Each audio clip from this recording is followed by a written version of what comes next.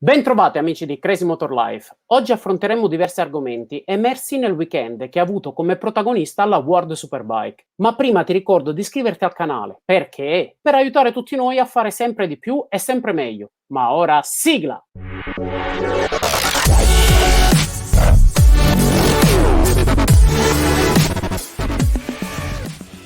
Ciao Alex! Ciao Giacomo, ciao a tutti. Weekend molto particolare, ma partiamo dando un'occhiata subito ai podi. Qui abbiamo il podio di gara 1, che vede vincitore Alvaro Bautista, Toprak Razgatlioglu e Jonathan Rea. Gara sprint, Alvaro Bautista, poi però abbiamo secondo e terzo posto i due del team Yamaha. Qui abbiamo il podio di gara 2 con il vincitore Alvaro Bautista, seconda posizione per Toprak e terzo gradino del podio per Michael Rinaldi. Alvaro e la sua Ducati Aruba fanno bottino pieno nel weekend spagnolo. A guardare la classifica, agli altri non rimane che lottare per il secondo posto e sembra averlo capito molto bene Toprak, collezionando 3 secondi posti che lo pongono in campionato solidamente alle spalle di Alvaro Bautista. Da appassionato sembra che la prima guida Yamaha si sia rassegnata al secondo posto in campionato e provare a vincere quando e laddove Bautista lascia un'opportunità. Condividi? Purtroppo c'è solamente da condividere perché è pure evidente che la Yamaha sta peccando tantissimo di motore. Cioè, non so se ci avete fatto caso, anche rispetto a Kawasaki, mettendosi anche sotto scia, non è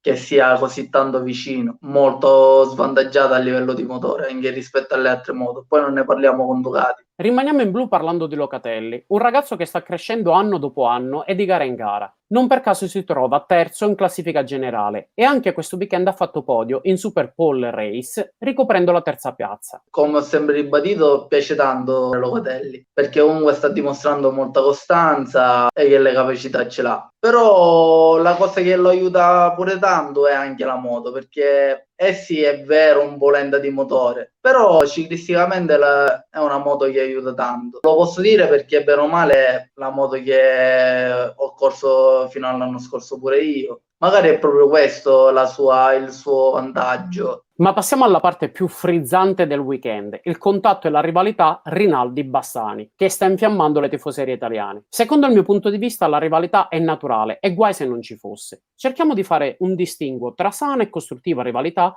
e quella che porta inevitabilmente a fondo. Io ho visto due piloti che hanno voglia di dimostrare e che non se le mandano certo a dire. Due contatti sicuramente duri, con il secondo che ha avuto come epilogo la caduta di Rinaldi. Per me rimangono contatti di gara. Certo, forse un pilota più navigato avrebbe gestito diversamente la situazione. O forse no. Ti lascio dire la tua, però questo argomento introduce un'altra caduta di cui parleremo dopo. Sì, è vero, per me non c'è un vero colpevole perché si sa, tutti quanti vogliono un po' la stessa cosa e soprattutto Axel in questo momento sta pure lottando per farsi vedere il più possibile anche dalla cosa ufficiale. Analizzando i due sorpassi e purtroppo anche la caduta non c'è un vero colpevole. E Axel ha avuto un po' più di sangue freddo nel rialzare la moto appena ha visto Rinaldi. Invece Rinaldi non so perché sembra che proprio si è buttato sopra la moto di Bassani. Sinceramente si deve anche essere dentro la testa del pilota, magari quello che sta pensando in quel momento. Sono tante le cose che accadono nella testa. Jonathan Rea, weekend sicuramente amaro per il pilota Kawasaki, che conclude gara 1 con il terzo gradino del podio, ma la notizia è la caduta durante la Super Pole Race. Cerca di resistere a Toprak, ma tocca la linea bianca e va giù. Il pilota Kawasaki non molla mai. A me piace proprio per questo. Probabilmente sarà l'anno in cui raccoglierà meno, ma il suo atteggiamento è sempre di quello che vuole arrivare davanti a tutti. Mentre sembra che il pilota turco abbia tirato i remi in barca, cosciente di non poter far altro che conquistare il secondo posto in campionato. Atteggiamento maturo o rinunciatario, secondo te? Io lo reputerei anche maturo, come un po' tutti i piloti all'inizio carriera cercano di dimostrare e magari a volte non chiudono nemmeno le gare. Invece Toprak c'è la maturità che ormai ha sulla moto, la maturità che ormai ha anche caratterialmente. Secondo me è un connubio perfetto. Prima di passare al dominio Alvaro Ducati, spendiamo due parole per la squalifica assurda che ha rimediato Danilo Petrucci. Dopo gara 1 si è presentato a controllo del peso senza protezione pettorale,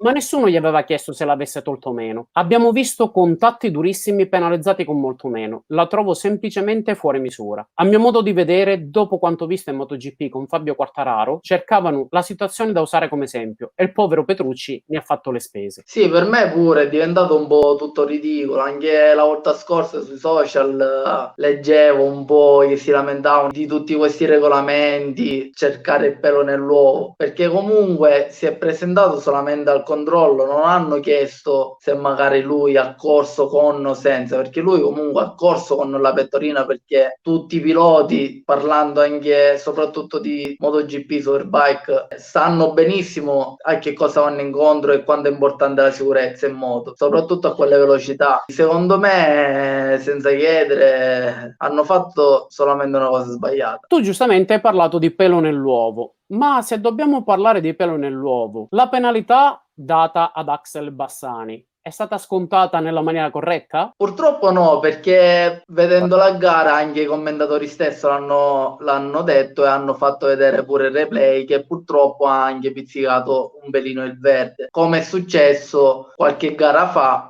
a Fabio Quartararo che ha pizzicato il verde e gli hanno fatto rifare anche un altro long lap penalty. Quindi la direzione gara vede dove vuol vedere? Lui corre un campionato a sé. L'unico che in questo momento può fermare Alvaro è solo Alvaro. Pilota e mezzo sono in simbiosi completa. Domina ogni gara. Non solo è il più veloce, ma anche la strategia di gara con la quale sembra aver piegato tutti gli altri rivali, rassegnati a vedere solo il codone della sua Ducati. Alex, è così? Quando lo possono osservare, perché ormai è diventata imbarazzante. Ho fatto caso anche fra lui e Rinaldi stesso, con la stessa moto, stesso team. Non so se anche una differenza di peso, però fa la differenza contro tutti, dà dei metri importanti un po' a tutti i piloti nei rettilini, anche al suo compagno di squadra stesso. Eccoci giunti all'epilogo di questo appuntamento, ma prima dei saluti ricordo a tutti che questa settimana avrà luogo il secondo appuntamento del CIV Superbike. Come promesso, Crazy Motor Life sarà presente. Venerdì nel tardo pomeriggio sentiremo il pilota Simone Saltarelli del team Honda TCF Racing. Poi sabato alle 18 parleremo di gara 1 con un grande giornalista e amico, Carlo Baldi, ed altri ospiti. Scrivete nei commenti se volete una live, così potrete fare le vostre domande alle quali cercheremo di rispondere. Volete sapere che cos'altro bolle in pentola? Allora iscrivetevi al canale e attivate la campanella per non perdervi nulla. Alex, ciao e in bocca al lupo per la tua trasferta al Mugello nei panni di pilota giornalista. Sarà molto sofferente, però ci proviamo. Ciao Giacomo, grazie, ciao a tutti. Ciao!